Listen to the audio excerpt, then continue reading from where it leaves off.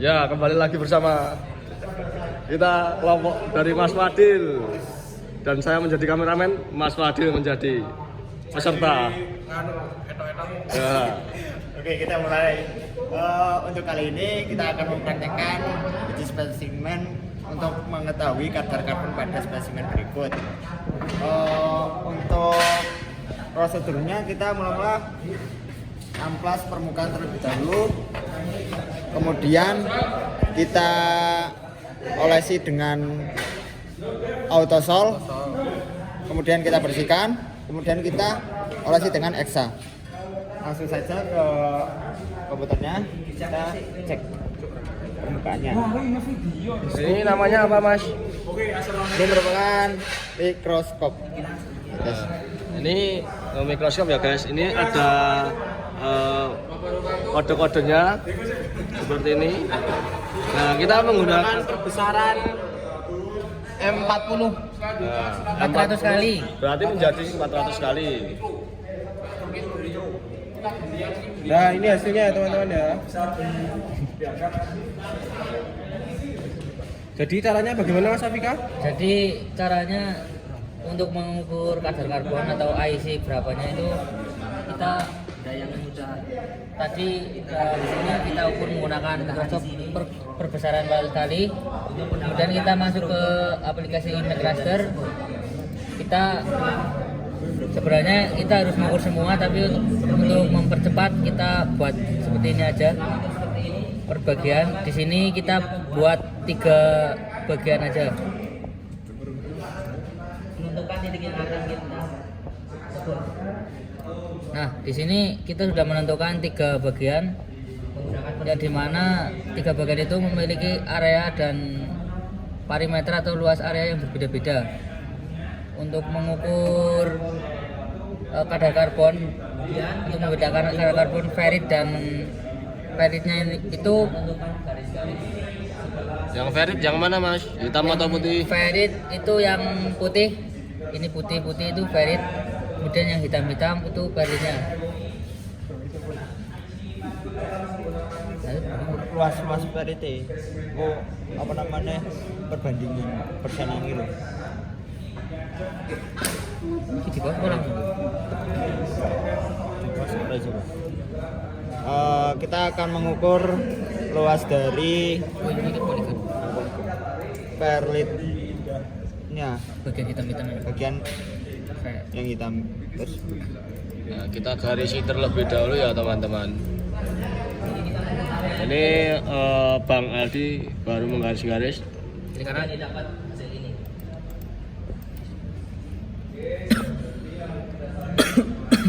Ini data nomor 8 dan 9. Profilnya ganti kan, Cek? Dipusing apa? Dipus enggak? Profil. Ini masuk.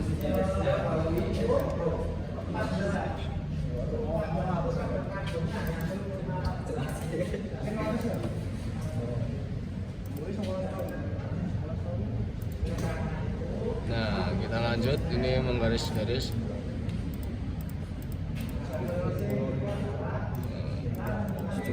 mempercepat waktu.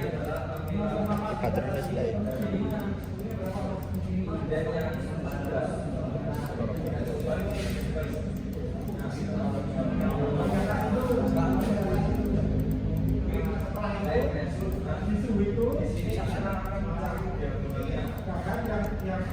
Guys, Nah, di sini kita sudah menentukan bagian hitam atau perlitnya. Untuk menghitung kadar ini rumusnya tadi luas total dikurangi luas perlitnya.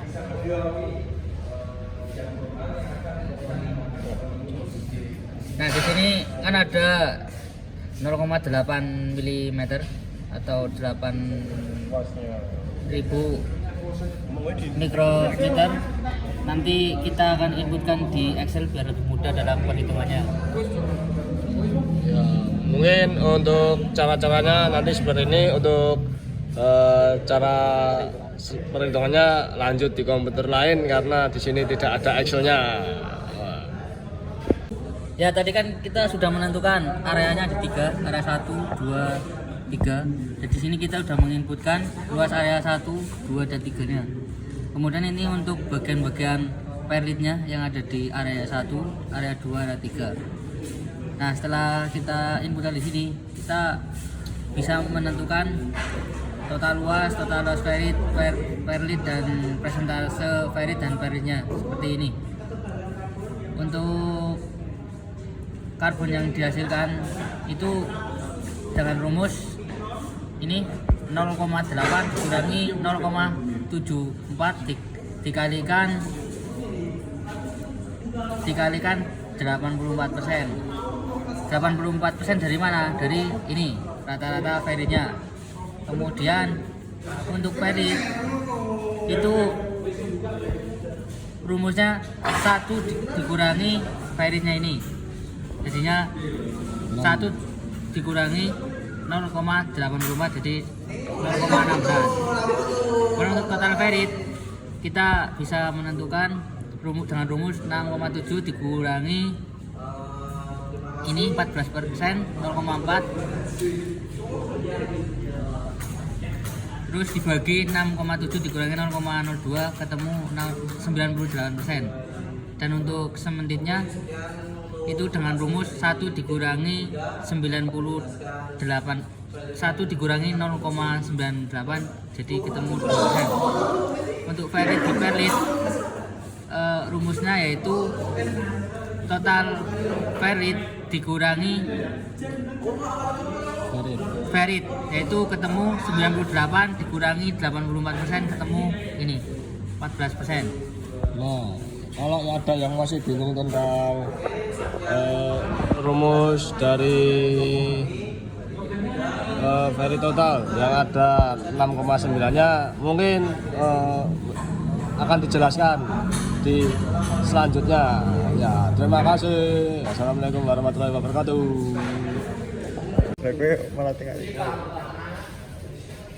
Mungkin kembali lagi dengan saya masih di kelompok 3. Saya Septianto akan menjelaskan tentang bagaimana cara sebelum atau menganalisa untuk melakukan carburizing. Jadi untuk menentukan apakah spesimen berhak untuk di carburizing atau tidak. Nah, ini ada seperti struktur mikro ya teman-teman. Untuk kita akan menghitung terlebih dahulu. Semisal untuk ini kan sudah ditandai bagian luas dikurangi bagian yang sudah ditandai ini nanti akan ketemu semisal ditemukan kadar karbon di bawah 0,03.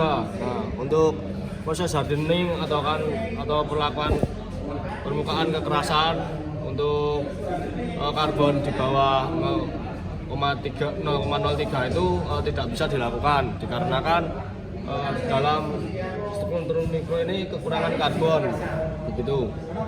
Nah, jadi untuk melakukan hardening dan untuk melakukan hardening kita harus melakukan carburizing dulu dengan cara penambahan karbon dengan memanaskan pada suhu 850 derajat dan ditahan selama 4 jam agar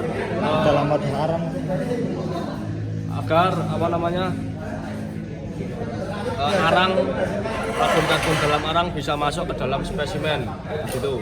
Dan setelah nanti dilakukan penambahan karbon maka di situ akan berubah struktur mikronya, jadi mungkin nanti lebih banyak hitam-hitamnya dan masih banyak karbonnya begitu. Terus kalau sudah ditentukan berapa kadar karbonnya, semisal dari IC 1016, nah itu kan tidak bisa di hardening. Nah, sudah ditambah karbon menjadi IC 1040. Nah, mungkin di situ sudah bisa untuk di hardening untuk melakukan pengerasan permukaan begitu. Sekian penjelasan dari saya, kurang lebihnya mohon maaf. Nanti bisa dilanjut untuk video-video yang di Iron Care. Oke. Iro, tim 3 akan menjelaskan Tentang pengujian Vickers Vickers pada spesimen yang sudah dikarbonisi. basic. Nah, untuk penjelasannya mungkin bisa langsung.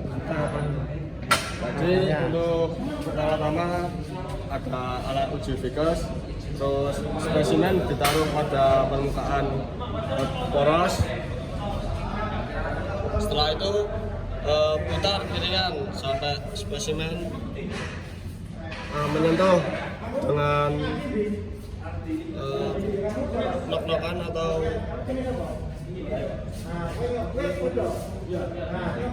indentor sampai menekan, kita terus sampai Anda menuju ke 3 jarum panjang menuju ke atas, jarum pendek di angka 3. Nah, seperti ini. Bila sudah tekan puas beban, puas beban seperti ini langsung. Maka indentor akan bergerak turun, terus jarum akan bergerak turun juga untuk menekan beban.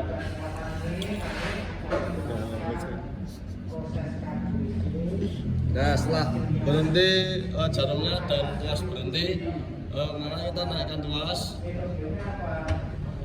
kita putar piringan ke bawah, jangan ke atas ya, nanti deker. Nah, ini sudah ada bekas dari uji Vickers-nya. Untuk melihat lebih jelas dan mengukur diagonalnya, mungkin kita bisa menggunakan kamera di sini dengan cara meletakkan spesimen di meja rata, lalu gunakan kamera. Ini kamera ya, bukan senter ya. Lawat Dori. Nah, setelah itu kita atur dan memperjelas layar.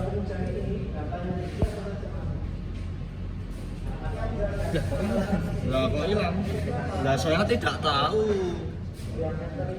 Nah, ini dia untuk apa namanya spesimennya yang sudah diuji Vickers tadi, dan ini adalah bekasnya. Lalu kita akan mengukurnya dengan ini measure, kita ukur diagonalnya.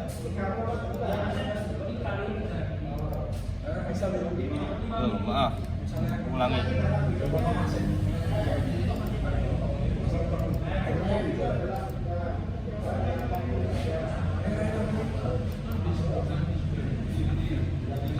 Nah, seperti ini. Setelah itu untuk menyimpannya kita bisa pencet gambar kamera di sini. Sudah tersimpan ya teman-teman di sini. Lalu untuk menyimpannya di file save as saja. Ya, seperti itu. Save as. Untuk rumusnya kok tanya saya? Sebentar. Penting lihat apa ya? Tutor dek.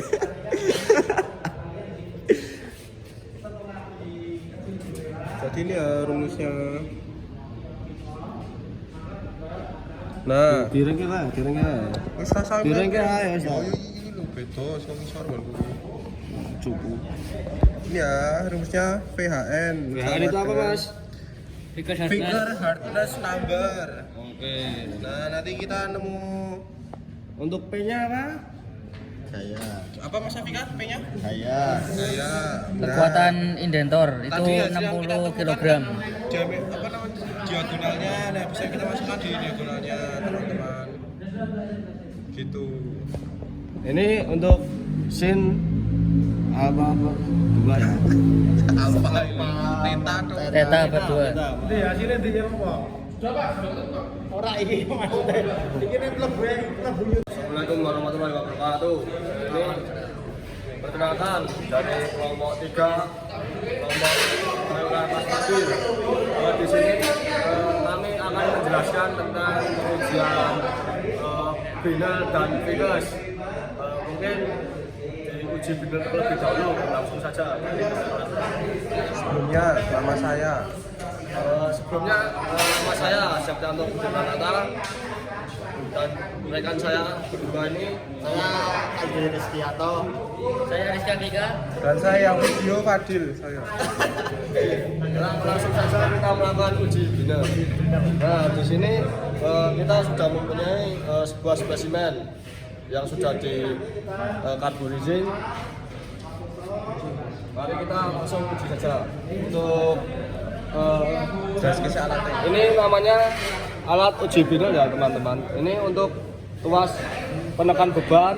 Di sini ada analog indikator dengan dibebani 250 dan ini indikator berbentuk bola atau berbentuk bola berbentuk diameter juga untuk menghasilkan nanti di sebuah spesimen. Untuk pengoperasiannya kita taruh benda di dalam ada meja putar, lalu kita putar piringan yang ada di bawah sampai benda menyentuh indikator. Nah, bila sudah tersentuh, kita lihat pada indikator tersebut, kita tekan sampai di angka 3 atau batas merah. Jarum panjang berada di atas ya. Sudah 3. Untuk pengoperasiannya sendiri kita tinggal dengan pelan, nggak usah panjang. Lalu kita lepaskan sampai tuas ini berhenti sendiri. Itu nanti pengujian baru selesai dan indikator menekan dengan beban 250, indikator bergerak mundur di angka berapa ini Mas Adil? Masih angka 2. Nah, tapi tuas sudah berhenti. Nah, mari kita angkat tuas, lalu kita lepaskan. Nah, untuk hasilnya seperti ini ya teman-teman. Jadi ada bulatan-bulatan di sini seperti jeglongan seperti itu, bekas terkenanya untuk bolanya ini di sini Mas Adi. Nah, untuk selanjutnya kita melakukan pengujian menggunakan komputer dengan pembimbing Mas Afika.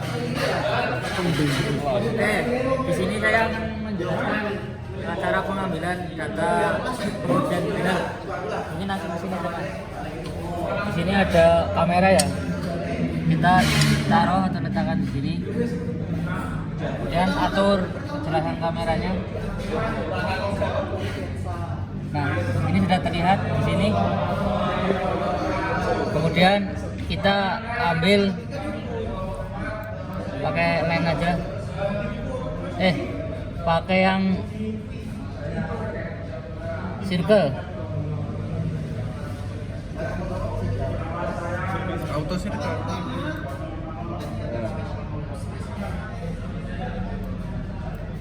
Kita berikan titik di sini.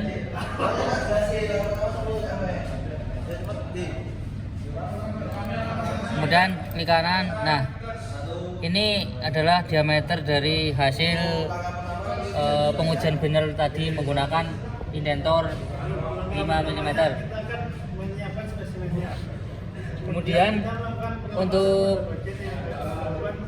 untuk pengukuran binel hardness-nya ada rumusnya sendiri. Nanti akan dijelaskan oleh Mas Aldi. Untuk rumusnya kita menggunakan HB yang mana hardness Brinell. Untuk 2F yaitu F-nya gaya dari alat tersebut yaitu 250. Kemudian untuk di besarnya itu merupakan diameter dari indentor pada bola-bola ini, bola-bola di indenternya. Kemudian untuk D kecilnya itu merupakan hasil dari uji Brinelnya yang mana sudah diukur menggunakan mikroskop pada komputer ini. Dihasilkan 1,3699 mili.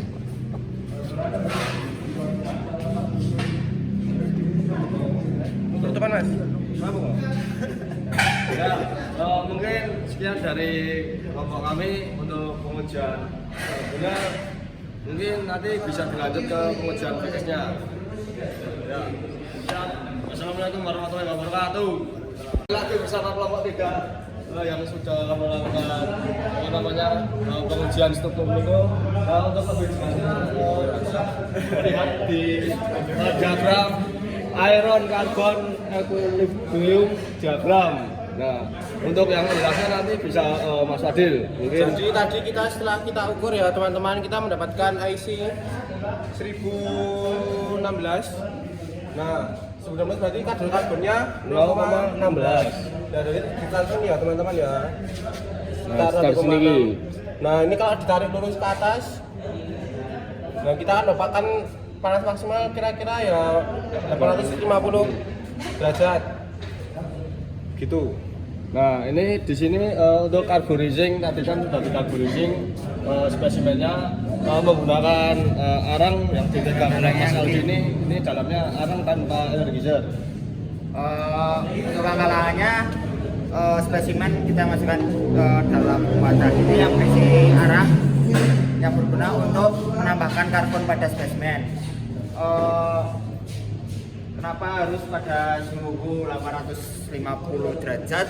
Karena pada suhu tersebut spesimen mengalami fase FCC atau phase center kubik yang mana karbon udah masuk ke dalam spesimen tersebut. Nah, untuk perhitungannya rumusnya tadi itu yang 0,8 itu untuk batas yang sini untuk panjangnya dari sini ini 0,02 ya yang di rumus tadi. Terus yang bertanya untuk 6,7 nya tadi ini sebenarnya diagramnya itu masih panjang, tapi ini hanya diambil untuk yang untuk contoh hypotektoid steel atau untuk baja karbon saja begitu.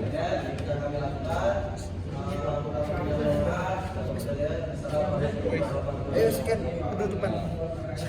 Sekian dari kami penjelasan dari kelompok 3. Wassalamualaikum warahmatullahi wabarakatuh. Nah, sebelumnya Silakan subscribe, like, dan share. nah, selamat bertemu kembali dengan kelompok 3 yang mana kita akan menjelaskan tentang heat treatment untuk bahan hardening dan untuk hardening, polishing dan annealing. Jadi itu bahan yang kemarin kan sudah kita carburizing. Nah, sekarang kita akan menggunakan heat treatment yang lain. Kemarin itu untuk IC 16. Nah, itu kan mereka letaknya di sini ya. Nah, untuk proses full annealing kita akan panaskan benda dengan suhu sekitar kurang lebih 1000 derajat. Lalu untuk pendinginannya nanti bisa menggunakan udara terbuka ditaruh di luar atau lebih untuk mendapatkan lebih kelunakan bahan nanti kita bisa taruh di dalam oven yang sudah dimatikan. Nah, terus untuk menggunakan kita spesimen IC 1016 yang akan kita hardening, misal kita hardening nanti kita panaskan di suhu sekitar antara 850 sampai 900 agar mendapatkan penguaian yang sesuai, dan nanti kita bisa langsung celupkan ke dalam oli atau air begitu. Tujuan untuk hardening ini untuk mengeraskan permukaan benda. Nah, terus untuk normalizing sendiri juga sama pemanasannya dengan hardening, yaitu pada suhu 850 sampai 900 kurang lebih segitu. Nanti kalau untuk normalizing kita diamkan pada udara terbuka untuk pendinginannya. Nah, begitu. Sekian untuk penjelasan dari kami. Wassalamualaikum warahmatullahi wabarakatuh. Waalaikumsalam.